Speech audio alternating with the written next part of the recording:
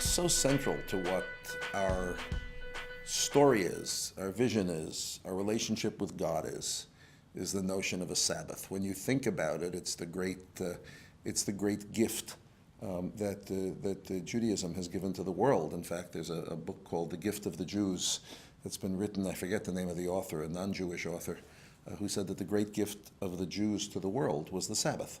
The notion that you're not always working, that you need to take a break. But it's much more than that. You see, I think that the Sabbath, that Shabbos, is a metaphor to how God offers us to live a life, which means that you can easily fall into life just being more of the same.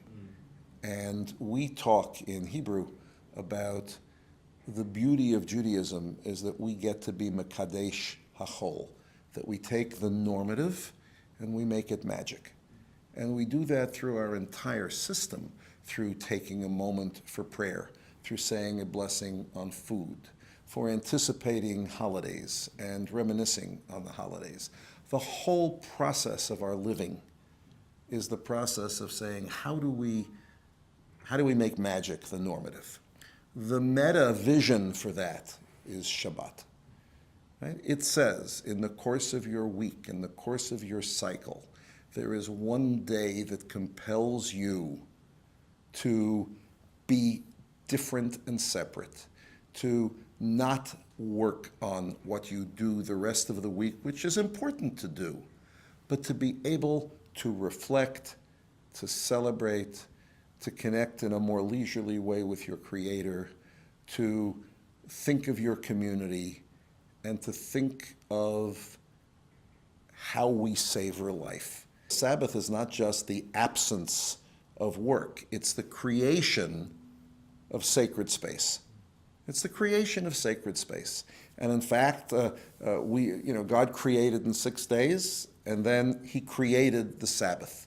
But the Sabbath is not the absence of creativity, it's a sacred creativity. You know that there is that famous statement that more than the Jew has kept the Shabbos has kept the Jew.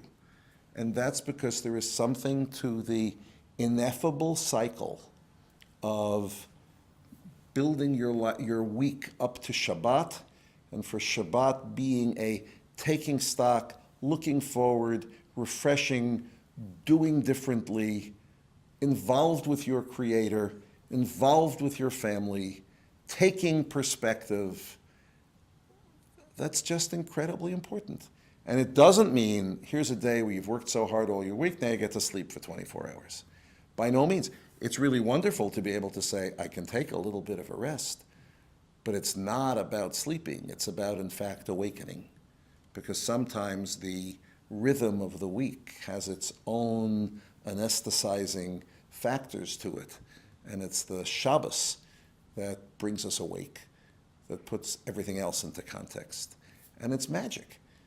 Now, I think it's also magic because we're given tools to make it magic.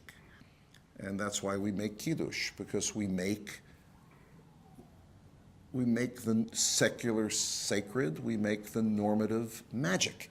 And that's why we have songs for that. And that's why the table, as God's altar, but made on a different level, becomes the center of so much of the discussion of the week, the discussion of the portion of the Torah, the singing songs that remind us of our community, the fragrant foods that say how much we have to savor our life and to give thankfulness, the prayers, the meetings together, the reflections, just an opportunity to say, now,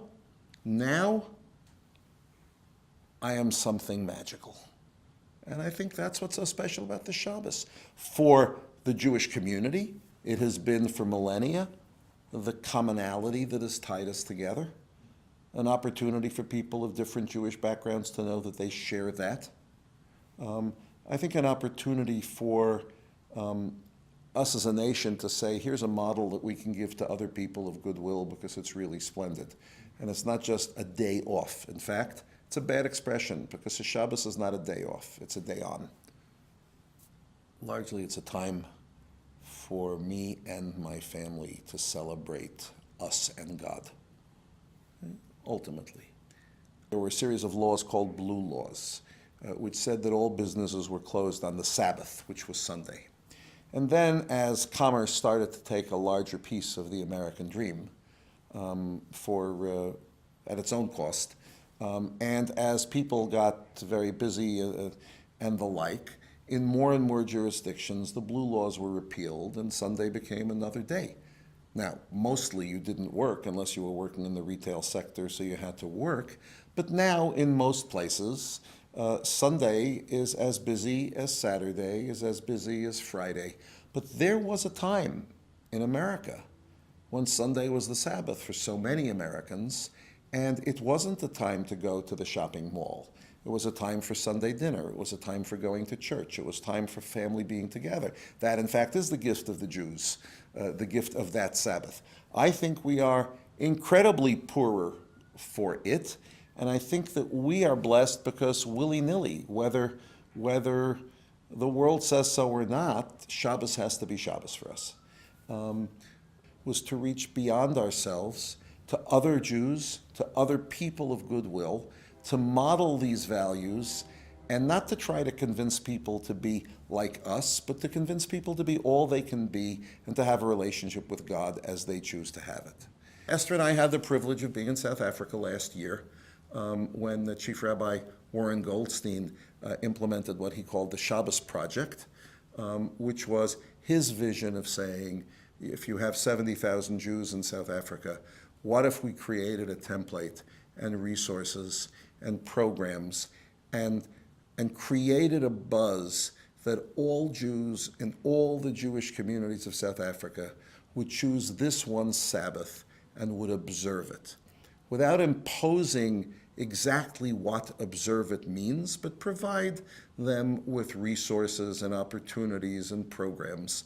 That notion of here's one tangible thing that we can all do as a community caught the fancy of South African Jewry. And Esther and I were present when we saw perhaps 2,000 women baking challah together outdoors in Johannesburg. All synagogues had different kinds of services. People even said that no matter what their practices all year round, it was really important for them to observe Sabbath, whether it was walking to the synagogue or whether it was lighting candles, whether it was attending services, whether in the Orthodox communities it was having a major celebration to mark it. It was drawing an exclamation point around the Sabbath. And clearly in South Africa and at 70,000 Jews, it was a momentous occasion that brought joy to everybody. And then, of course, since we basically are a religion not of top-down orders, but of self-generated commitment, some of the responsibility is person by person, community by community, family by family, to see what of that experience we can make richer. How do we do more rather than just stand still? I believe the Chief Rabbi feels, and he has to be right, that this kind of concept is one worth proliferating. The importance of reminding people that today is going to be a special day. From my perspective, organizing, giving authority to all communities, whatever their flavor, to own that day as Shabbat and do something consistent with it, right? Celebrating a Sabbath together, I think it's phenomenal. So whatever we at Yeshiva University can do to encourage and facilitate that vision, how that vision becomes our vision, we're happy partners. Join me and let's keep it together.